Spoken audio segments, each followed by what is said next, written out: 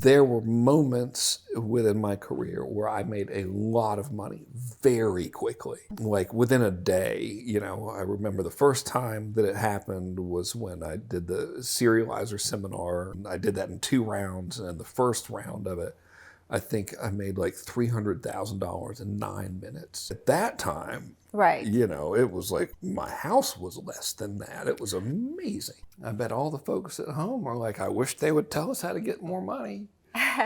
Well, actually, I wanted to ask you, since it's your birthday, I wanted to segue from all the questions that we've been getting. We've been getting a lot of questions, so thank you guys. Thank you for sending them. We really appreciate that. Keep on going, keep on sending the questions, because we want to make sure it actually is very useful to you. This is for you.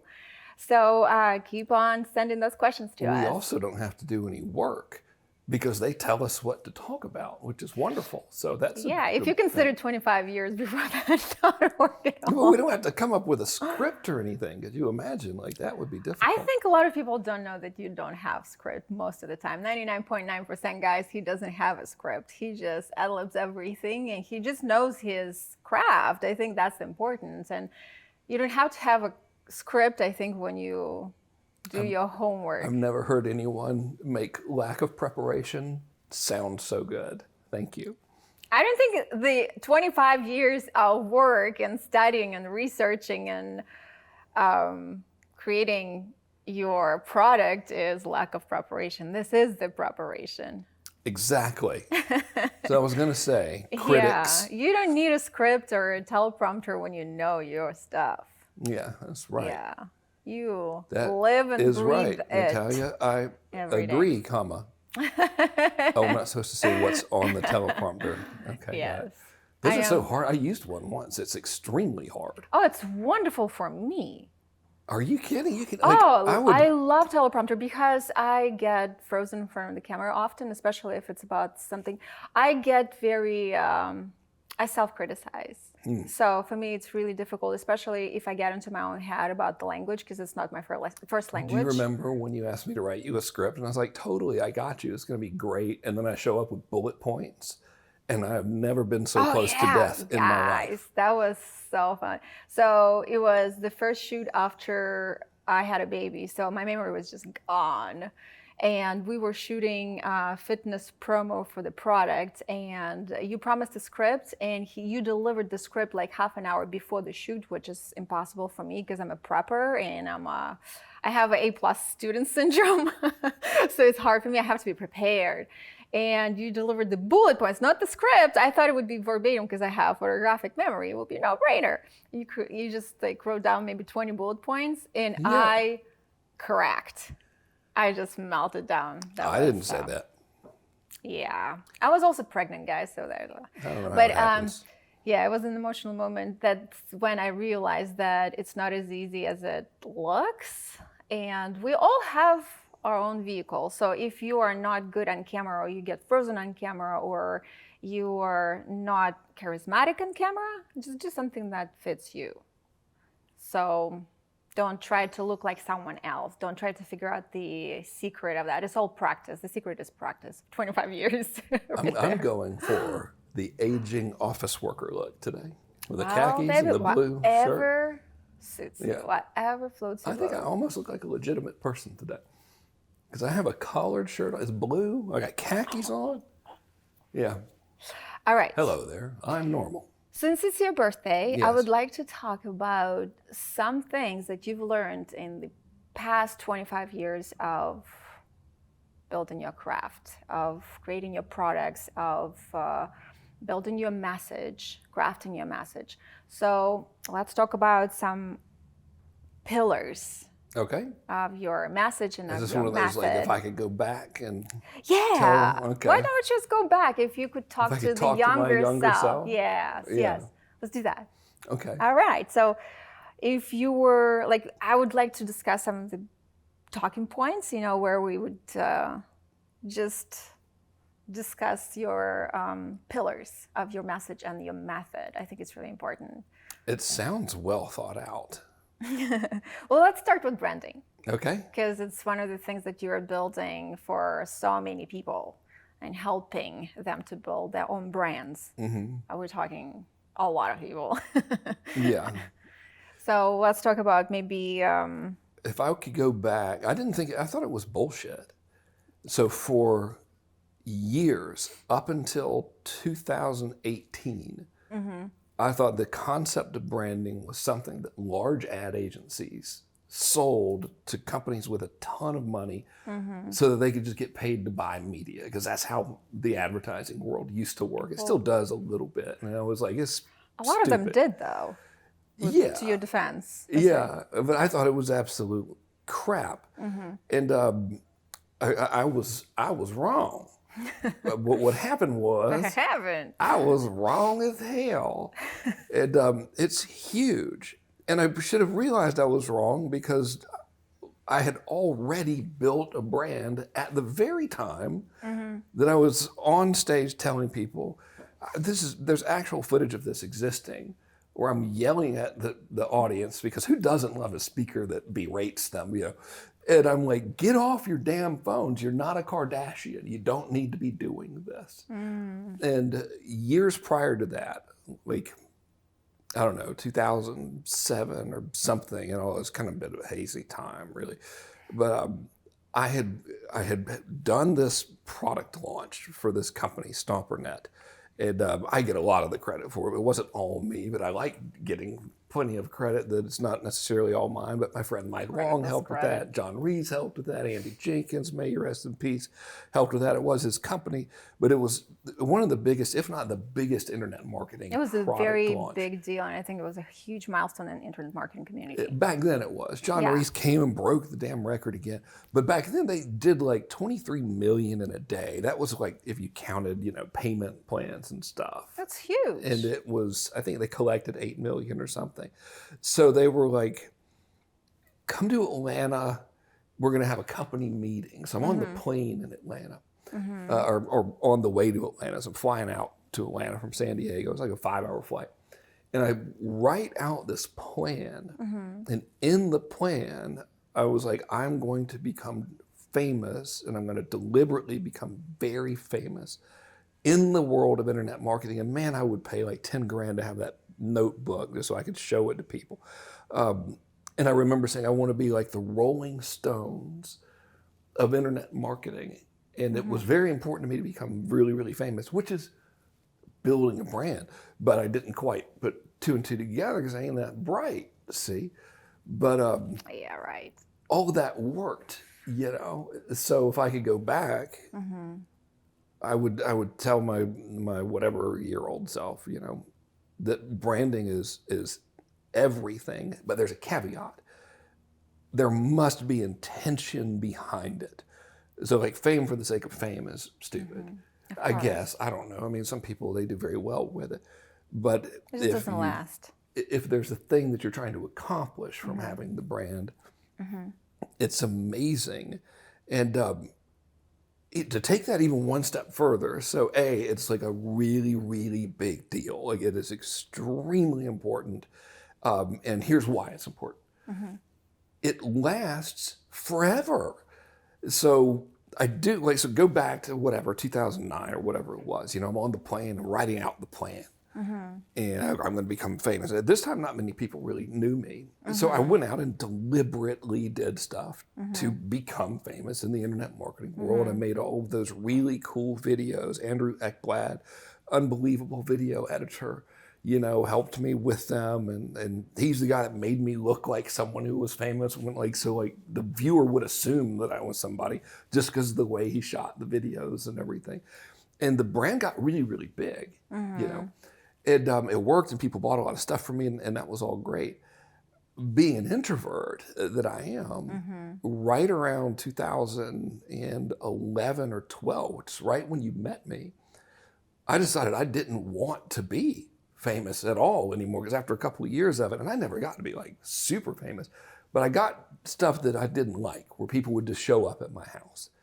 Send you things. And I got weird stuff. I got a pair of underpants sent in the mail. I got a shoe with house keys sent to me. It wasn't anything like I'm going to get you, but it was like, this isn't for me. It made you uneasy. I've got little kids, right? You know, and then like people would come over. It put fame in the perspective. It was just like, I don't know if I like this. So for years, man, like, you know, from 2011 or something up until recently, and I still don't really try that hard nearly at the level I used to. I deliberately tried not to. Right. I was like, I'm going to vanish. I remember like when you and I first met, and you even introduced me to the term. You're like, it sounds like what you want to be is more of a gray cardinal behind the scenes. You know, I was like, yes, I don't want to be. I don't like this attention. You know. Yeah. So I deliberately stopped. I tried to turn it off. Yes. You enjoyed your privacy. It didn't die. Now, I didn't have a whole bunch of people showing up and like, you know, and hunting me down or anything. Yeah. But I realized the power of branding in 2020 when I got invited to speak at a conference. There were like 4,000 people or something at the conference. And they kept my, whatever you call it, my being there.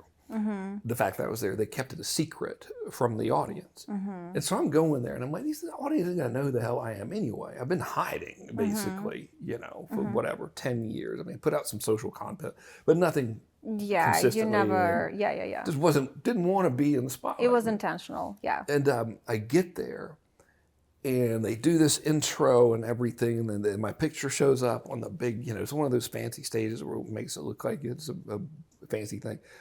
And the audience went fucking crazy.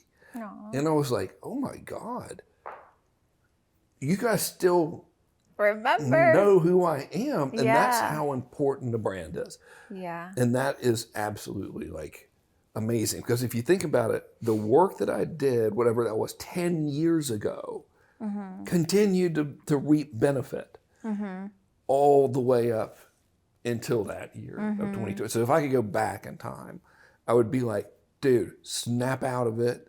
Like I deleted like a whole like Twitter account or something like right when that took off. I don't know how many followers I had, but it was a lot. I was like, screw it, I'm going to delete it. I don't want to mess with it. Never like did anything. You were with YouTube. resistant to it. Just didn't want to be well known. I was like, I've had enough of this. And that's okay. I don't want to do it. Yeah. If I could go back, I'd be like, don't do that. Yeah. Because what it really was, I think, was ultimately a fear of criticism. And I was like, I'm going to get criticized. And I did get criticized. It's I didn't like it. a big one. And I think that's what ultimately drove me to that, you know? Yeah. So I would be like, Frankie, I can relate to that. don't wuss out on yourself, nobody. Because this is good. And you can do a lot of good. You can make a lot of money. That is true. And that carries your message and that carries you, it gives you courage to go through criticism and bullying, because cyberbullying is no joke. And you had trolls, real trolls, that went to an extent of, they were really persistent. I had trolling incredibly talented trolls. Yes. So I think, to your defense, it wasn't just, you are a naturally introverted person, you're a really private person. So when you add criticism, unfair criticism, lots of judgment, and then involving your children into that. So that, I think, was really pivotal for you when you kind of secluded yourself and take yeah, when people started posting photographs of my children on the internet. And sending you pictures of your, like the map of your house, your address and stuff. That was unnerving. That guy had I talked to him and he decided it was in his best interest not to do that ever again. So that wasn't Frank too big went of a deal. to, sometimes he would just it would get to him, so he would actually find the person and call them in person. Yeah, I tell you, if you ever meet a troll in person, they're not classic. It was awesome. Yeah. Yeah, a lot of trolls are hiding behind the screens, and they wouldn't talk to you in person like that. They would never be brave enough to actually attack you in person. So when you talk to them over the phone, even not in person, but over the phone, it kind of puts everything in perspective for them. They were very apologetic. That was, if I could go back in time, I would do that, because I developed a framework for it. The reason that stuff bothered me is because I thought that surely they must be right. You know, because it wasn't like people leaving bad comments or whatever. Like I had this one dude that was convinced I was a criminal. Yeah. And he was a really good writer. And this guy like kept writing about me for years. And I was like, he's got to be right. Yeah. There must be something I'm doing. Didn't he apologize at the end to everybody?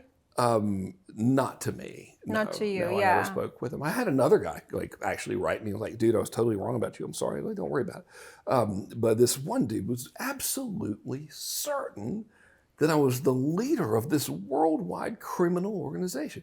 And I'm like, this is ridiculous. But he was so good that I thought, what if I'm doing something and I don't know it? Like, what if there's a little loophole? Like, I'm not, you know, checking the box on the thing right or something. Yeah. And if I could go back in time, I would share the criticism formula that I developed, because you're definitely going to get criticized. You know, there's no question about it. Like, if you start doing anything, you could be giving away $100 bills with like, you'll be criticized for that. And people would be mad at you for that. It does not matter. So this is what I would tell myself back then, is there's a process for doing it, which is number one, see if they're right. Because sometimes your critics are freaking right. Yeah. You know, like I've been better. criticized for stuff and I'm like, oh, wait a minute, that I actually am doing something very stupid right now and I should stop it. So if the answer is yes, they're right, then stop doing the dumb thing. Yeah. And if you've harmed anyone, apologize to them and make it right. You know, so that's like a big one, you know, because like, okay. And then if they're not right, don't pay any attention to it. Right. Because as I go back and look in retrospect, if I never knew those critics existed and never saw anything that they ever said, nothing would have happened. It had zero effect on the business. So you could just not worry about it, ignore it. Because I can guarantee you one thing for sure, every one of y'all watching this, if you are out there in public in any capacity at all, people are talking trash about you, whether it's in their mind or it's to one another. It's happening, right? So like, okay. That's human nature. It's not, it really none of our business. It's not my business what somebody else thinks about me, True. as long as I'm not actually hurting anybody. Yeah. And so that's the magic formula for me. It's like, okay, are they right? If yes, fix it. Thank you for pointing it out, really. Right, even if it's they're unpleasant. Not, okay, off you go.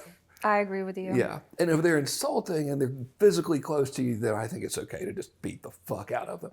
But there are laws against that, so don't take that as any form of advice. Yeah, don't. Yeah. Well, thank you for this. Yeah, I think you learned a lot, you taught a lot, and I think it just, I'm so happy you're back in front of the people, because your message is very impactful and it can teach a lot of people, from newbies who are completely new to internet marketing or advertising or building their brand or starting a business or developing a system to bring their product offer message to the public, to the audiences, and building the audiences. So from scratch, people who just have interest, just want to learn about the basics of business, or are starting their own, or want to scale or optimize and scale, go to the next level. You work with a lot of big brands, but your message is so impactful for the beginners as well. So the big brands just do the things, the fundamentals more. Yeah. That's what I learned. Well, every time you scale, you go to the new level and you begin the formula again and again and again, just a different level, evolution of the brand. But as marketers, like or maybe it's just me, you know, I was constantly on the quest for the magic thing, and there isn't one. It's just do the fundamentals a lot, you know, and then stop. Rinse and repeat. Trying to get away from the fundamentals. And when you exhaust your capacity to do those fundamentals, get other people to assist you in doing the fundamentals, you know. Right. Yeah. So when you evolve, your budget grows as well. You can hire people who are helping you building your team, and then you just focus on strategy, on your message, focus on what you do best versus doing everything, because you've been in a one-man orchestra for a long time. Well, can relate to that. I've got a very, very helpful team, but I've you do never now, been a good delegator. And, you do you now. know, I've expected them to be mind readers, which often they are. But yeah, I still do a lot of my own tech stuff and all of that. Yeah, but you do what you do best and or obsess about, like building the systems, analyzing stats and all the numbers, creating structures and new systems. You're obsessed over that. I've been trying to take it away from you so you can focus on the message. No, You just really, really love it. I like and to build machines. yes, you do, and you're great at it. So I Thank you. focus on what you love. Part of my doing. job is to teach people how to make machines. So I don't Yeah. want to teach them something I haven't personally done. You know, I don't want to, You can delegate the mechanical part. yeah, maybe, but I want to do the mechanical part first at Yes. least. So I know. No, true. Yeah. Because I take it seriously, man. Like, what if I give someone bad advice? I worry You about this stuff. definitely run it first and back and forth before you advise. You build everything yourself. So I think that's what makes you great, because you actually not just talk in the talk, you walk in the walk every single day. I'm really more prancing the prance more than walking. Yeah, the I'm more of a jazzercise. prancer or a sachet. Like sometimes I'll sachet from point A to Yeah. point B, but rarely do I just walk. Whatever helps. It's either prancing or sashaying. It's more manly. It conveys toughness. Okay. Nothing says bad mofo Develops calluses. like a man who sachets across the room. All right. Yep. Thank you for sashaying. Well, you also discuss a lot that branding is easier than people think. A lot of people are overcomplicating that. Would you like to unravel that part? Yeah. All right. So this is all from experience, and please keep in mind, I'm just telling you what I went through. So, do your own life's journey and stuff, and maybe you'll have different experiences than me. And share with us your experiences. It would be nice to hear. Yeah, that would be nice to hear. So when I decided to become a famous internet marketing rock star person, I got introduced to this video editor. And again, his name's Andrew Ekblad. He's amazing. He won 5 Emmys, probably more. That was like 10 years ago. He'd already had 5 Emmys. He's so great. Such a great guy. Yeah. And so he and I developed like this telepathic Yeah. level of stuff. And so I would be perfect. like, man, I want to make a video that will anchor the viewer to this emotion and resemble this. And he could just do it. So we would make this content that was like really cinematic a lot of times. Some of it wasn't. Some of it was like reality show and funny and stuff. But we did all these big things. We did the Frank and Trey show. We ran It a was so much fun helicopter to and all that watch. kind of stuff. And it worked. So then when I started making content again and started deliberately like, okay, I'm going to do more branding stuff, I didn't feel like doing that. So I just started using my phone and just like talking, like this is the fanciest we've been, and good God. What is helpful in creating actual consistency? Yeah. Yeah. But what I learned was just talking on like just, hey y'all, okay, here's the thing. Like that worked just as well, and if not actually better than the high production stuff. Which means, yeah, it's actually like you don't have to do that at all. Yeah. And this was, I enjoyed watching this, and I enjoyed just watching this dude. I'm very proud of him, which is Hormozy. So Alex Hormozy just did a thing whenever ago. It was like 90 minutes, and he was talking about, he had tested something like 30,000 pieces of content that he created. And his findings were the same. So I was like, oh, good. It wasn't just me then, which was him just sitting there talking about business stuff.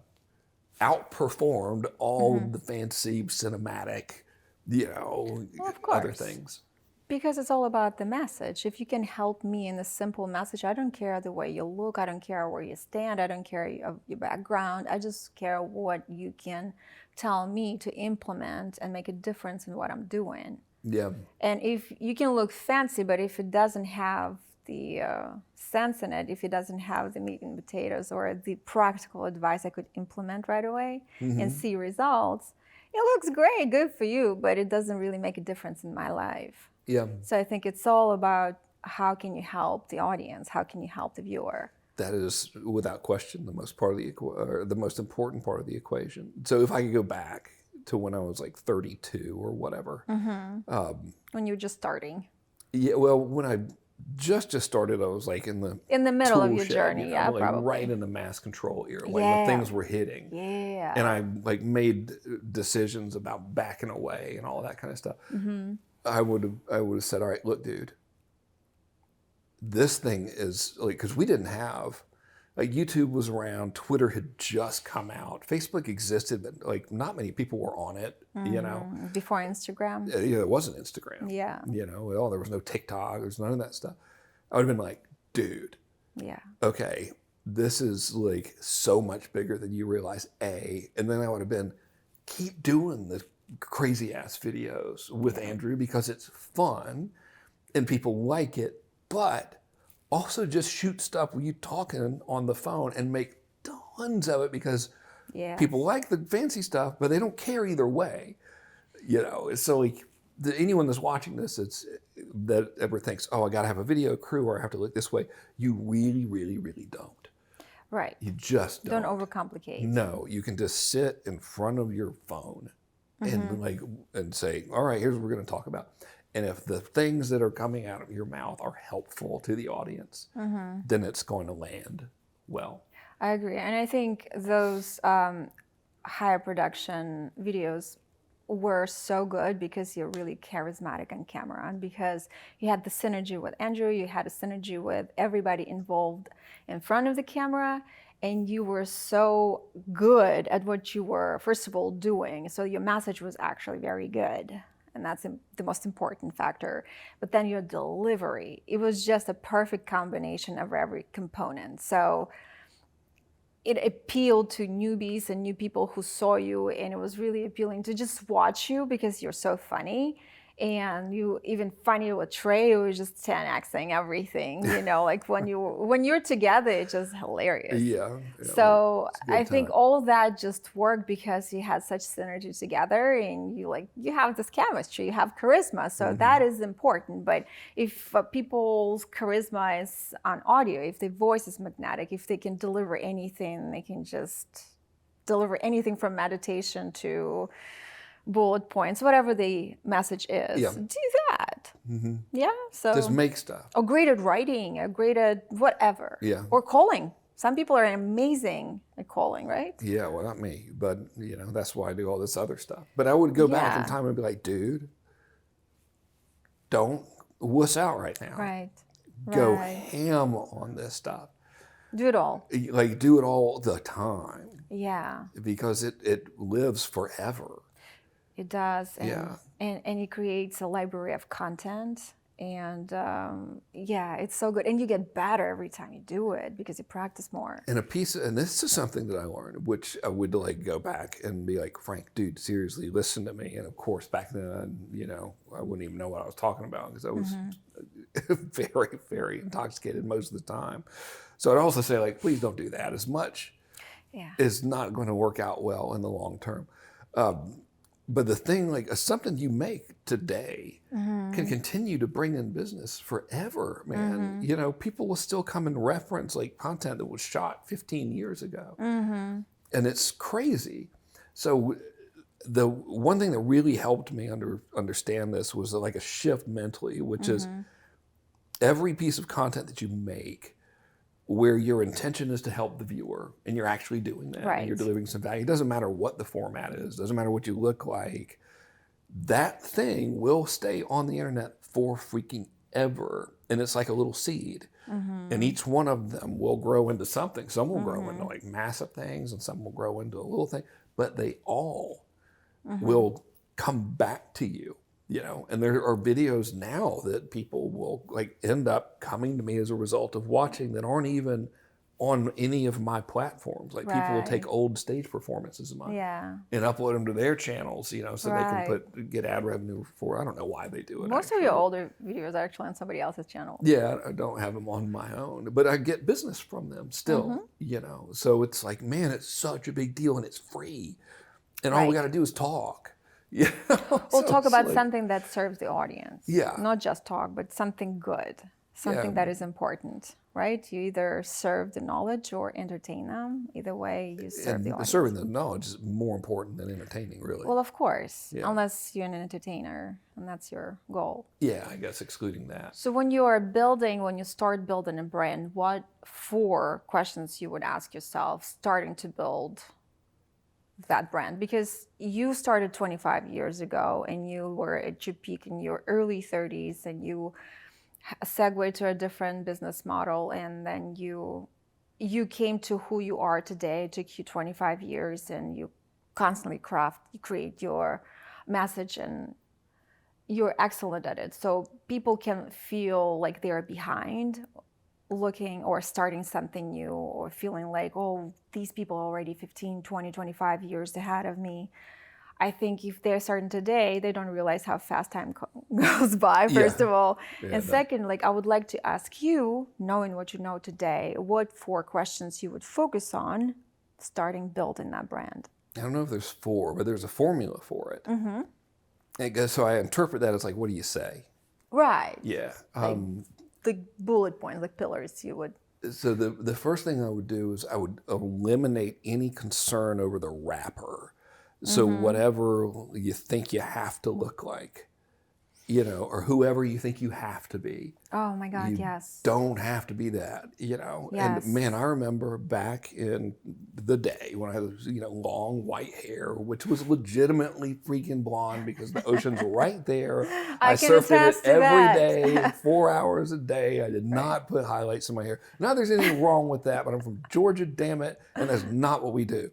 So anyway, I remember meeting with someone that I learned a lot from, and I had a private consultation, and the dude was like, you're going to need to look like this for the rest of your life because this is the brand that you've built. And he was right within the context of where he was coming from, because he was coming from the pre-internet era. And when I had that meeting with him, we didn't have the stuff that we have now. Like things move at the speed of light right now, faster. It's crazy, you know? So I used to look one way. Now I look a completely different way and older and talk about other stuff. And it has made zero amount of difference, with the exception of like a handful of people who are simply fascinated as to why do you look different? Because they think there's some sort of, well, they think it was like a marketing plan or something. So they're trying to learn, like maybe there's something to be learned from this. There's not. I just got older. So like that proved to me that, okay, it really doesn't matter what the wrapper is. And by the wrapper, I mean like whatever, you know, paint job you think you got to put on yourself, or whatever props you need to have.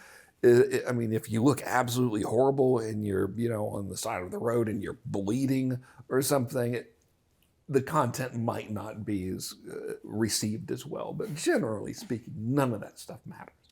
At all. And that's a huge relief. So that's one thing I would just be like, dude, don't worry about any of this stuff. You know, not that I really cared anyway, but like really it doesn't matter. And then when it comes to, all right, what do you say? This is the magic formula that helped me and has helped a lot of people that have like let me advise them on this. And I use the words "let me do it" because I think it's something that I get to do. Like I'm lucky to do it, and I'm grateful. You love what you do. Yeah. So the little exercise is, okay, who do you want as a customer?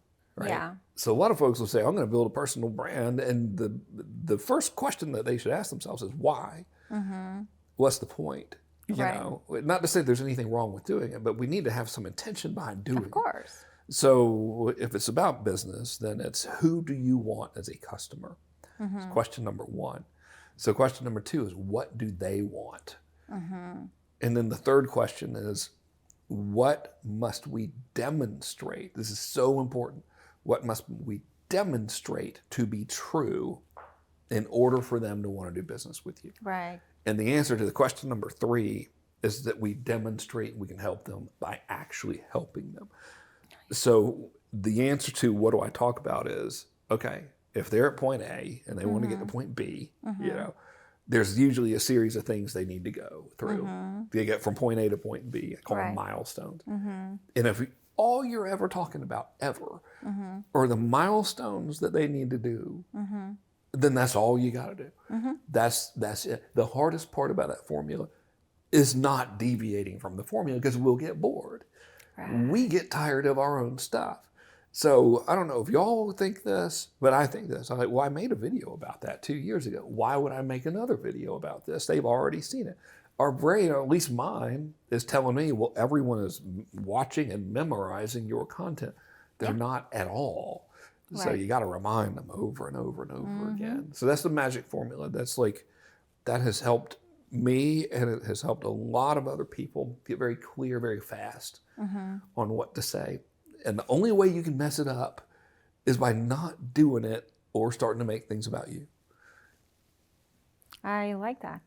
I agree with you because you taught me a lot about that. I implemented it in my own way, and it's really making a huge difference. Especially you put your own importance out of it, you take ego out of it. Because it's never about us. Nobody cares. Exactly. No one's watching this right now going, aren't these people fascinating? The only reason these people are watching this is A, to look at you, because my audience is mostly men. Hey, huh? Don't make me come find you. Not true. But or B, they want to see how to get more money. That's all. They don't care about. They don't care about us, which is wonderful. Thank you for not caring. Well, I think that's what people are forgetting, right? Yeah. That's when you are afraid of criticism, or that's when you are afraid or focused on perfectionism. You are in your own way. You're standing in your own way. Yeah. Right. Yeah. And we were talking once, and I was really standing in my own way, and you encouraged me by reminding me that if I will continue standing in my own way, I am delaying the results or the solution to my audience. I'm delaying that. So just if you truly want to help your audience, if you truly see that consumer or that who, right? Yeah. You want to help, you want to get out of your own way as fast as possible. Because if it's your friend, and you taught me that as well, imagine you're talking to a friend when I would be just like really freezing in front of camera. Imagine you're talking to a friend. So if you would talk to your girlfriend, right, to your friend, you wouldn't think about how you look, you wouldn't think where you're standing, you wouldn't think about the lights and editing, right, of the message. You would just deliver the message. Yeah. So if you try to complicate it or overcomplicate or overthink it, just go for the message and think of a friend, and think of that person who needs it. Yeah. Everything is about them. Exactly. And that is a really, really big one. And here's a little free thing you can steal if you want to. If you're nervous and you don't know what to do on camera, but you have to be on camera. First of all, you can just write. But a real good trick is just to get on camera and be like, man, I am so not used to being on camera. I'm totally nervous right now. I hope I don't look stupid, but I think this will help you. So here goes. Y'all be cool to me, please. And start talking. Yeah. And then, leave that part in. They will like you for it. People like honest people. That works. You know, you can just be truthful and be like, I'm so freaked out right now. I hope I don't look dumb. Whatever. I'm new at this, but this stuff might help you. Here we go. Yeah, and you get the fear out of the way. Yeah. Of not looking good enough, smart enough, perfect enough. You've just given yourself permission. Yeah, to mess up. Because we all do. Everybody who watches the videos we are creating, they all mess up. We all do mess up. It's funny, we laugh sometimes looking at something or watching something because we recognize ourselves in that. Yeah. It's totally normal. Yeah. Yeah, just get out of there, out of your own way, and deliver your message, deliver your service offer, because they need it. All right, so another thing I would like to talk about when we are talking about practicing your message, you always talk write more. Our children write all the time. They take creative writing. It's daily practice in the family, but talk about that. Talk about writing more. So if I could go back, I would be like, dude, you're doing videos because it's easier than writing. That's why I've made so many videos and so many video sales letters and all this, because it's easier and faster than writing. However, I went back and I looked at stuff that made a bunch of money. And one of the biggest product launch things that I did was a product called Mass Control. No video, long form sales letter. The very first large amount of money that I made quickly was when I sold a $10,000 seminar called the Serializer Seminar. No video, sales letter. My first $100,000 client was acquired. No video, sales letter. Right. You know, our private client group that we used to do. no video, sales letter. So it's like, wait a minute. There's something to this writing stuff. And then if we look back historically and we take the time to realize that we don't know everything, and that there's been a lot of people that have been doing this kind of stuff since before we were ever born, and they were very, very good at it to the tune that they made more money than all of us internet marketing people put together, literally. They were writing. And so I'm talking about like David Ogilvy and Claude Hopkins and Louis Engel with the stuff that he wrote for Merrill Lynch and Eugene Schwartz and all of these people, you know. So I could go on forever, but these people were writing the written word. And I did a test recently where instead of posting video content on social, I just posted an image that was nothing but a headline. And then the content was simply like how-to content. It was just like advice, like, here's how to do this, you know, and then if you like this, go over here. And that performed exceptionally well. And I just did it as just like regular posts. It wasn't like, hey, go get me I wasn't running it as like an ad in the traditional sense. And it worked. And it lasts forever. So it's like, number one, all of this worry about being on camera, you could just simply not be on camera. Right. I was like really dorking out on this 2 weeks ago. And there are people, and by people I mean millions of them, that pay money to receive email about certain topics. And I'm blanking on the site that does this. I'm completely lost on it. It doesn't matter. Google it, you know, email newsletter, sell your email newsletter, you'll find it. But you can go through this platform and you can see there's all these people and all the paid subscribers they have. And there's people with like hundreds of thousands of subscribers that are paying them. There are a lot of people who like reading. To receive emails. True. No video, just email. You know, so I'd be like, yeah, dude, write a lot because it lives forever, just like the videos do. And a lot of people like reading. How did you start writing? When did you start writing, developing this craft? I got very, very, very lucky. I had a teacher in 5th grade. His name is Jack Durkin. He has now gone on to become a priest. Wow. He was awesome. It still probably is awesome. And he taught me how to write a 5-paragraph essay. And the way he taught us was to write essays that argued a point. And so I had to write an essay, and my essay was about why we shouldn't have to eat broccoli, because I hate broccoli. I still hate broccoli. Still hate broccoli. Don't like it. Pesky broccoli. And so I got used to writing like that, you know. And in school, we had to write all the time. And the thing that clicked for me was when I had this business. I was, 20-something years old. It was before the internet. Or at least for me, I'd never been on the internet before. And I had this little business where my friend Russell and I were partners, and we had a company where we would install underground dog fences. That's right. Yeah, and so, you know, we'd sell and install these things. And I was in the office, which our office was a room in a double-wide trailer that served as a used car lot. All right. Yeah, so we were fancy. 2650 Gray Highway, Macon, Georgia, 2 doors down from the Big Blue Water Tower. No, right across the street from the Big Blue Water Tower, 2 doors down from Piedmont Housing. Because I had to say that on the phone all the time. So that's why I remember that. But I'm in the back room of this, and Russell was out installing one of the fences. I had gotten out of doing any manual labor.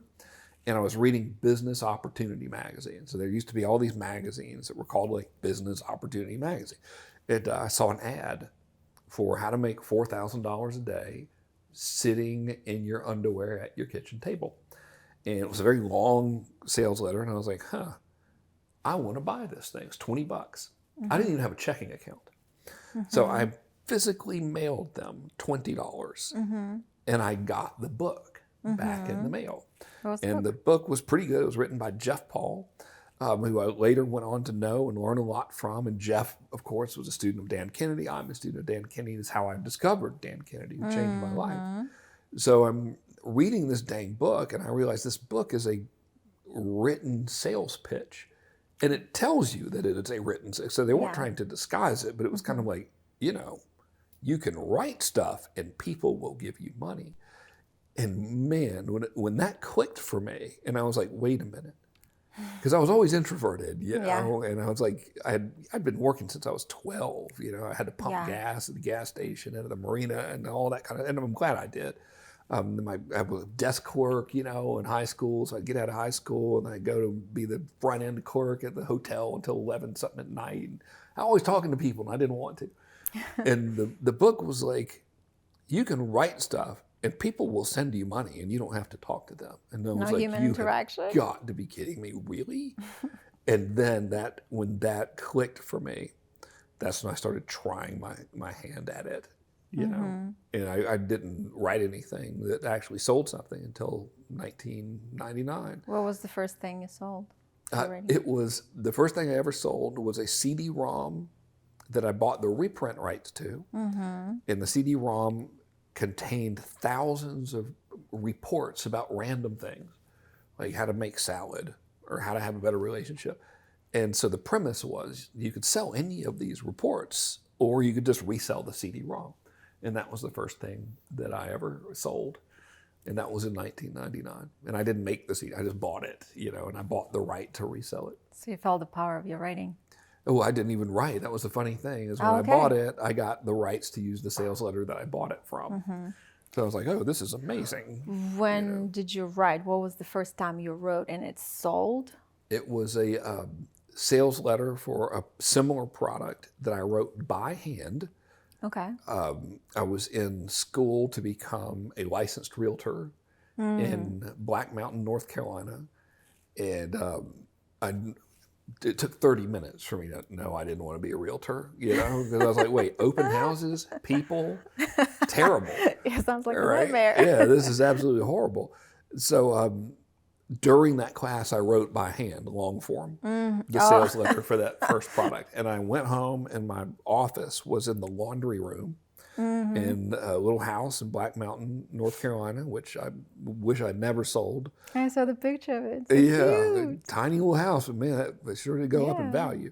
But the lady I sold it to still owns it, and she's awesome, so good for her. But anyway, sat down in the damn laundry room and typed that sucker out, and it worked. And I could not believe it. I was like, this is real.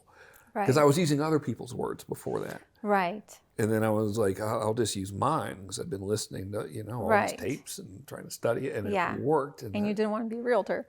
And it just, I couldn't believe it. It was like, when I started learning about this stuff, I've told you this before, like, what's the Mickey Mouse movie, Fantasia or something, where like Mickey Mouse is the apprentice to the magician and he finds the book. Yes. And then that's what it was like for me. Very empowering. It was like I felt like I had discovered this secret thing. Yeah, the magic code. Yeah. And I was like, oh my God, this is the secret thing is real. And I still think that way. I'm like, I can't believe this is real. Right. This actually works. You can write stuff and people will give you money and they'll be happy about it. Yeah. You know, it's incredible. Yeah, I clicked. Yeah. I think you really found the voice to your gift. I suppose so. Yeah. It matches. It definitely is. You have an incredible voice. It's very empowering. It's very powerful, and it makes a lot of impact in people's life. You do care so much. It's on a visceral level for you. I feel it, and a lot of people who follow. That's why you have millions of followers. They do feel the same, and you do I don't care. think I have millions of followers. Well, I don't really care how many, but I'm pretty sure it's not millions. you do have That would millions be of unnerving. people. Let's pretend it's not. That's too many. Yeah. Don't You want just millions. started to get comfortable with that. You do have a lot of power in your voice and your message because you do care, and you continuously work on your message, meaning you continue to looking for more value to add to your products and to your message. So I do think you can't fake that. I believe that you cannot fake sincerity, you cannot fake true value. You can look a certain way, right? You can Photoshop and edit videos and photographs, but you cannot. We can rent the plane or whatever. Right. Stand next to somebody's car. Nobody cares about that, by the way. Yeah, stand next to somebody else's car or pretend that, you have that in you. And I'm so happy that you really found your voice to me deliver too. that, because you're an incredible writer. So I Thank you. think that you're naturally talented at writing, but you do work on that since fifth grade. Man, Jack Durkin, Jane Vogt, thank you. Like, Yeah, these the power of people the were teachers. not messing around. Like, you had to write a lot, But Mr. Durkin really, with that framework, 5-paragraph essay, and he was like young. He was probably in his 20s, so he was a cool and fun teacher. And it just clicked for me. I was like, oh, well, this is a very understandable thing, and you can actually make an argument here. Right. And I might not win this argument why I shouldn't ever have to eat broccoli, but I can see how this would be useful. Yeah. Well, I think what I'm trying to say is that you are that teacher to somebody else today. That's good, hopefully. So when you are a great teacher to me. You're my husband, but This you is on also camera, by the way. You all remember this, okay? Everyone, this has been documented. Leave this in. I am always telling you that. I do love you, and I also respect you a lot. Not just as a husband and wife, but yeah, I do appreciate your message because you are so patient. You're so kind when you teach, and you realize that person. They start in their journey from the beginning, and we all have to start somewhere. So it's very Well, it's important. terrifying. If you've never done this stuff before, Right. it's really freaking scary for people. It is. It It's is. like It was for me a lot. You're dealing with technology, number one, and that freaks a lot of people out. And then Yeah. you're like, the fear of judgment thing is very real. It's very real, and the and judgment is very real. You Yeah. do get judged vocally in writing and different platforms, whatever platform you're using. So it's real. So you have to develop that thick skin. But I am thankful to you for being that kind teacher to so many, because it's That's really why I'm important. like that to them, though, because I understand that it's really terrifying. Yes. And I've been through the stuff they're afraid of. So it's like, okay, it's really not as bad as you think it will be, but I can understand why you would be worried about it. Exactly. So you do have that compassion, understanding where it comes from. We all feel that on our own level, but I think having that compassion makes your message even better, your delivery of a message. I think a lot of people can agree with me that it's truly impactful, and thanks to you teachers who helped you come here today. Yeah. I'm sure all of your students can say the same to you. Well, I hope so. I hope I've helped them. But You're paying certainly forward. anything I'm doing is a paying result forward. of what I've learned from the people that came before me. Like, nothing I'm teaching's new. I don't think it's that important to be innovative. Innovation is great, especially if it's helpful to the society, but I think it's important how to just continue delivering the message, because we do get outdated in our own way, because there is a new generation, there is a new platform to deliver that message. So your students would deliver your message in a unique voice, their own voice, and that's all we hope for, right? We just want to continue the message. We will continue to serve the humanity. Yeah. I think that's the most important thing. Worthwhile endeavor. Right? Yeah, It's so that sounds pretty good. fulfilling. Yeah, I like that.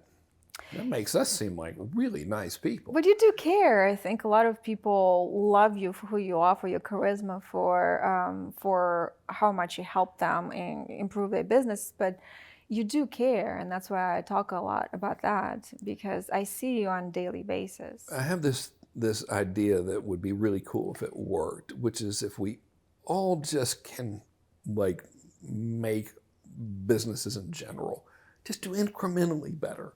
Right. Even if we took I know this is like a very big generalization here, but if we could just take every business on the planet and then just help them do 1% better, what that would do for the population of the earth is amazing. A lot. Yeah. Especially consistently. That would be, even if we just did it one time.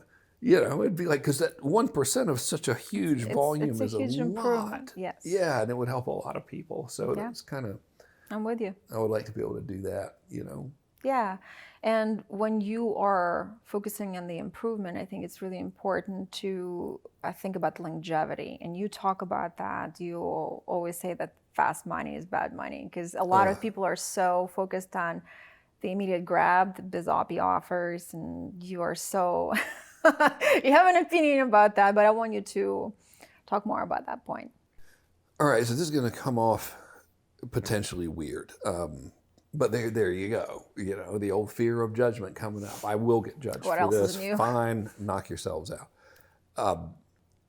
There were moments within my career where I made a lot of money very quickly.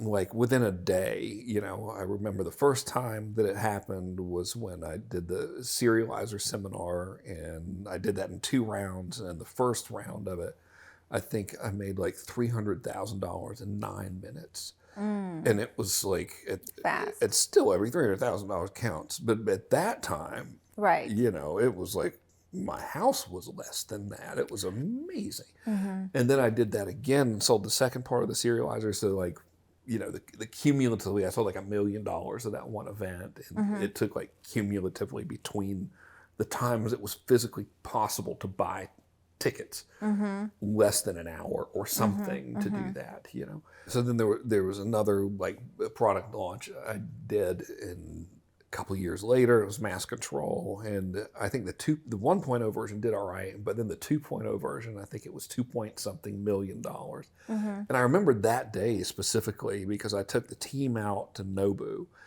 and we had sushi, and I remember thinking on the way there that, man, this morning I had like X amount of dollars in the bank, and right now I have 2 point something more million dollars, and I couldn't believe it, you know, and I didn't get to keep all of that money. So when you do product launches and things like that, I had affiliates and I had to pay, you know, out. But So still, it's it was not like, groundbreaking at the time. yeah, but I don't want to make it sound like, you know, I made like all this money and got to keep it. I got to keep a lot of it. You don't want to but- flash cash into the camera and well, jump on I the... just want to, you know, I want the story to be accurate.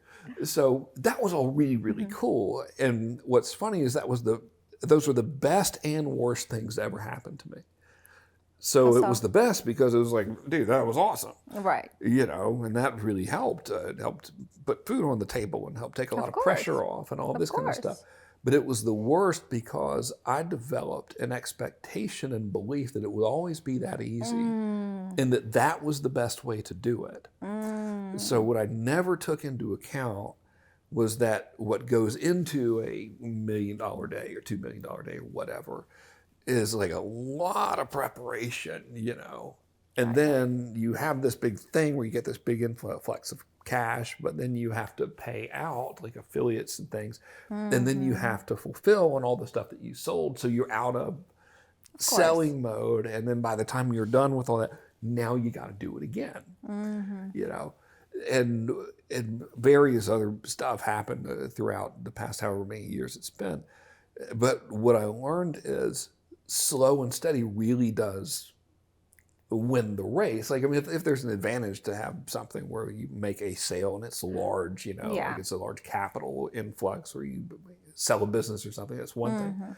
But thinking like for the long term will end up making a lot more money. It's like walking, you're going to go a lot farther walking than if you're trying to sprint, and you're not going to hurt yourself. So the internet marketing community, and again, it's like such a generalization, you know, so whatever, just take it with a grain of salt. So I'm generalizing massively here. Yeah. But we have been conditioned to expect fast money. And sometimes fast money can happen, but it's like cocaine. You know, it's like it's great, and then it wears off, and then you're like, oh, I want more of that. And if you stay in that cycle, you never get anywhere. So the better play is to work to build a system that will continuously grow, like compounding. It's almost like being super boring and saving $1,000 a month forever, but it compounds, and next thing you know, you're like a gazillionaire because of the compounding. It just doesn't take that long. Yes. And a great example of it was when I stopped doing, because I had to, like, it was almost like quitting drugs, getting off of that like fast money roller coasters when I met you. So I was, I'd have made the decision prior to meeting you. So, but it just happened to be like that coincidence. And it was hard because I knew that I could just launch a new thing. Right. And it would just bring in a lot of money. But I was like, if I keep doing this, I'm eventually going to run out of rabbits to pull out of the hat, you know? So what ended up happening was I learned how to advertise. So up until that point, I'd done some advertising, but in the affiliate marketing game, other people are promoting your stuff. You're not having to pay for it until after the sale is made. So it's very easy. But it's not, I don't want to underscore or undermine It's a different vehicle. the amount of effort it goes in, because people still do that and they're very talented, but you don't have to pay a lot of money up front. Right. So I was like, I'm going to figure out ads. Yeah. And the first couple of years were a little bit tough because you're used to getting all these big giant, checks and everything, and then you don't. But fast forward a couple of years, we built a thing. I don't know if you remember the length of how long this thing worked, but I wrote a book, How to Get Consulting Clients Fast, even if nobody's ever heard of you. Started running ads to the book. Didn't immediately make a fortune on the ads, barely broke even on the ads, but the buyers of that book would be put into a system that would offer them a monthly newsletter. And over about an 18-month period, that monthly newsletter grew to bringing in around $500,000 a month in revenue for us. And it was because of taking the time to not try to rush and do a thing. And so once I had built that system, I didn't have to sprint at all. It was just a machine that kept running. Right. So I guess that's the point I'm trying to make is if you can hold out and build a system where it'll consistently bring you revenue, and then you just start bolting things onto that system, then you might not have the cocaine hit that's so, allegedly so much fun. I probably should try it again to make sure.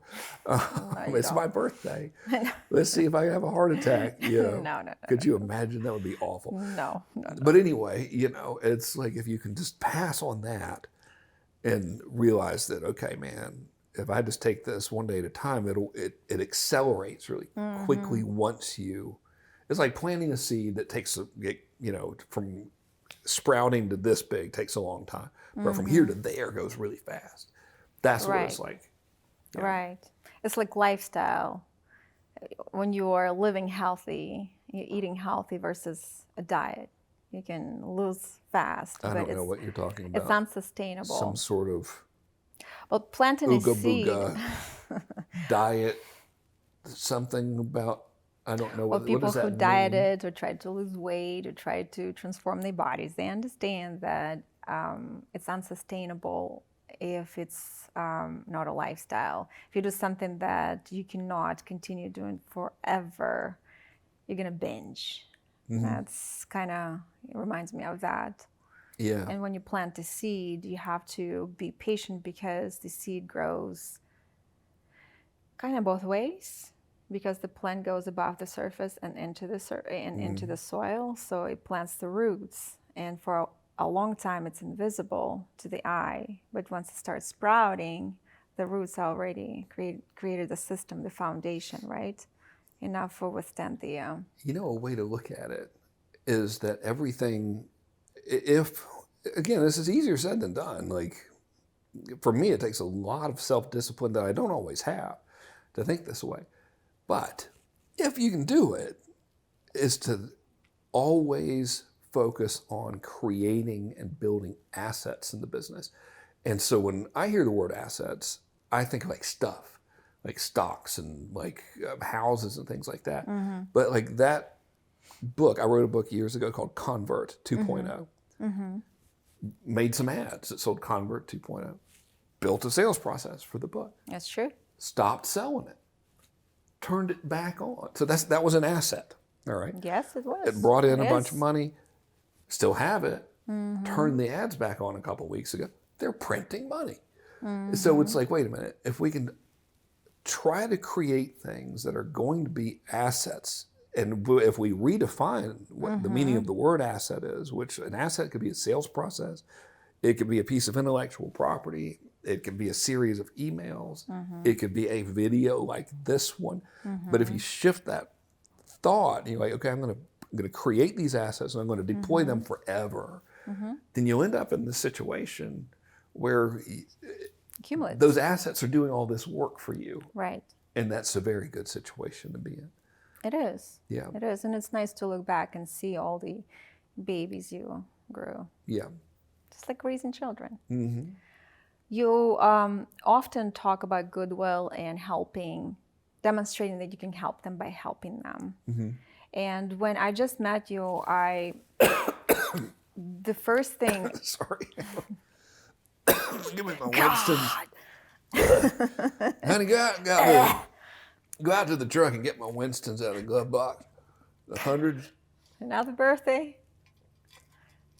Jesus. Remember, Katya woke up, another day, another sleigh. Oh my God. Jesus. Okay. Okay. I inhaled my own saliva. Older. Yeah. That was my seductive move there, is inhaling your The own mating saliva. call? Yeah, watch this, honey. You ain't seen nothing yet. Okay. All right. So you often talk about goodwill and demonstrating the value of what you can offer to the audience, to your potential consumer, by helping them, demonstrating that you can help them by helping them. And when I just met you, I remember you would give away a lot of content. You would give a lot of advice for free. You would also share with your peers a lot. And at first it was, I come from the competitive world, competitive fitness, competitive, and modeling world. It was just You were also spent the formative years of your life in the former Soviet Union, where it was neighbor against neighbor. You come from some hardcore stuff, Your story is unbelievable. Well, maybe that, but I noticed that you would give, I think it's you and also the community you and like-minded people created. So for me, it was a little bit unusual because I come from competitive world, and you kind of for yourself in order to survive. And I loved what you were doing because I always wanted to be around people like that. I think community matters, and the village raises a child. I think that is really, really important for society. But you were giving away a lot of advice. You were giving a lot of products for free, and I couldn't understand. And also, years later, when I would coach our clients, newbies would think the same way, but how are they going to purchase from you if you give a lot of advice? Or what if somebody steals your advice? What if somebody packages your knowledge somehow? And they do sometimes. All the time. Right. Yeah. Plagiarism is not canceled after all, but it's noticeable, obviously, when they do that of your stuff. But my point is, you always stress the point of goodwill. Mm-hmm. Because if you focus on the message, the rest follows. So I want to hear from you. I want you to talk about it. It's not the message, it's the goodwill itself. And the message is a thing that delivers the goodwill. Mm-hmm. So this sounds hokey. And this is another thing I would go back. If I could tell myself, I don't think it's hokey. Be like, I dude, think it's important. Listen to me on this one. Frank, listen. Snap out of it. All right. The laws of nature are real and unbreakable. It's true. So what goes out comes back, period. End of story. There is no getting around this at all. As above, so below. I don't care if it sounds hokey, then I'm hokey. I'll be hokey. Judge me all you want. Doesn't matter. But I know that's real. So if we accept that as real, or even maybe real, then it's okay, well, it just makes sense. And I don't want to be irresponsible with this. So I'll say something and then I'll do some backpedaling a little bit on this. But if you just give away your best stuff all the time, you will eventually have people asking to give you money. All right, so now let me backpedal. It'll help if you ask them to do something, if you give away your best stuff all the time and then make an offer, hey, if you want to work together, if you want more stuff, then go do this. Clearly that's a better strategy. Well, of but course. even if you don't, You will have people coming to you. It'll take time, Right. but it will happen. Assuming you're talking about stuff people actually want. I mean, if we're giving away content about Unsolicited advice. something that nobody actually, results no one wants to achieve, like here's how to build your own home castration system. Like, I don't think anyone's really going to be. Why? I'm trying to think of the worst thing that you could get, and I can prove this because it keeps happening. So this week, twice now, and so what are we on Thursday?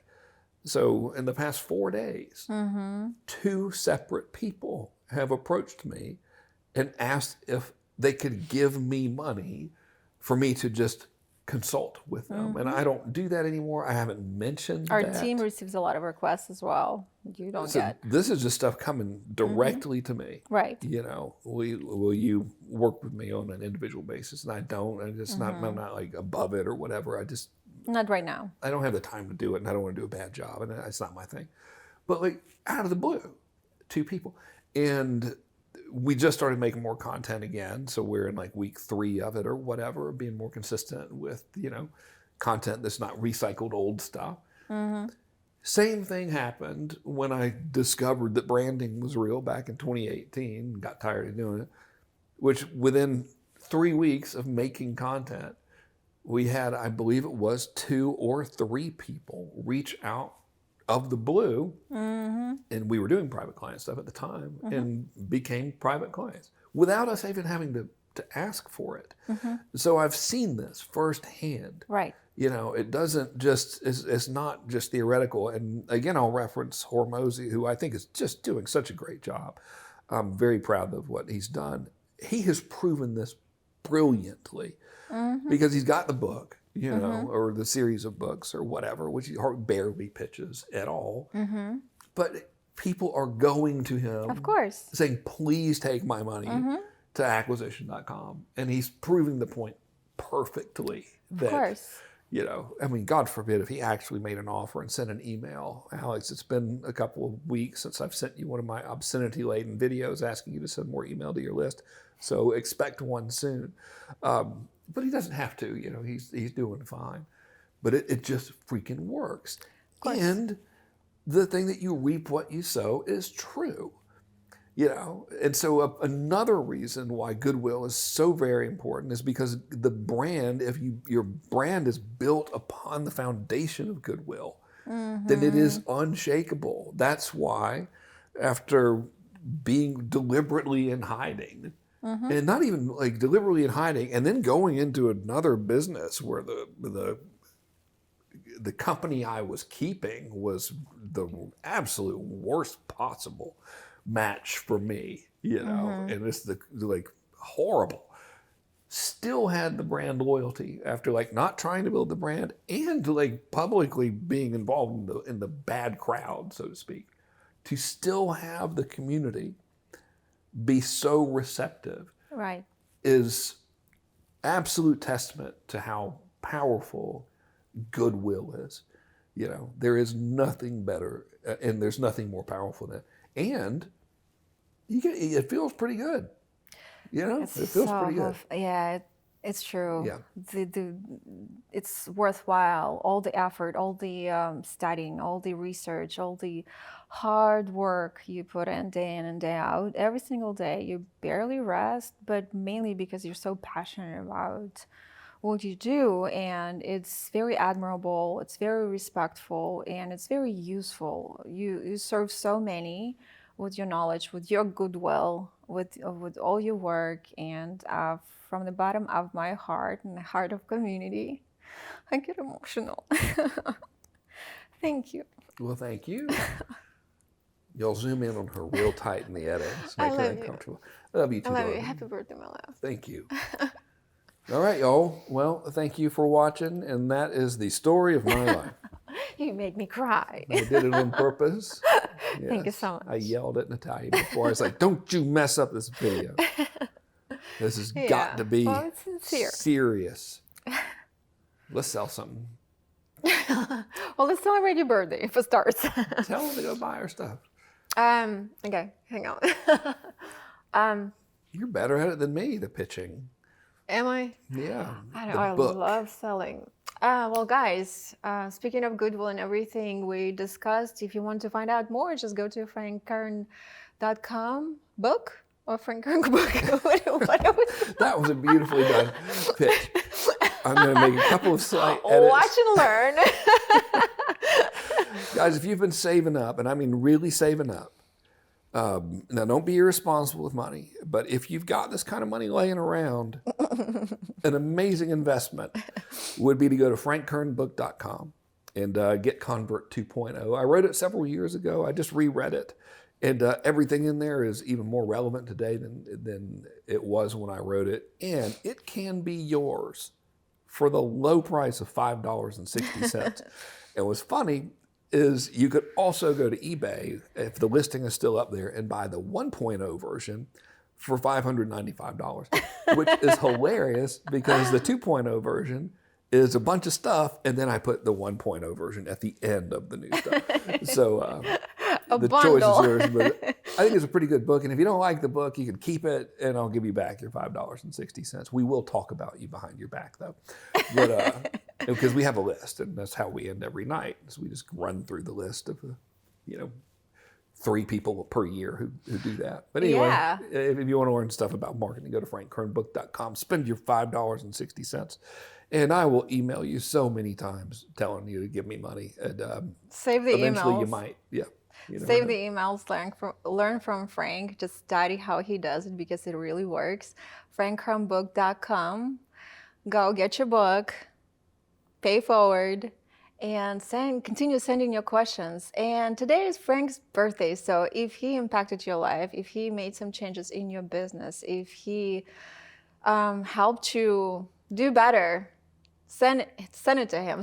Tell him how you feel about it, and send him birthday wishes. Yeah, presents, really. I would wear a size fat. And my style is old. So that'd be wonderful. They're not going to see this until like God knows when. So every day, you're never going to know when my real birthday is. So just every day. And the one on Wikipedia is wrong. And whoever took the time to make a Wikipedia page about me, surely you've got better things to do. But thank you for doing that. I need to change your birthday, but it is today. And whenever you get this video, just know that Frank on his birthday chose to deliver content and share his message. So if he impacted your business and helped you do better in business or in life, tell him about that. I think he'll love hearing from you. I would. That would be nice to hear. Yeah. All right, y'all. Thanks for watching. Take it easy. All cameras. See you later, everybody. We're going to go eat.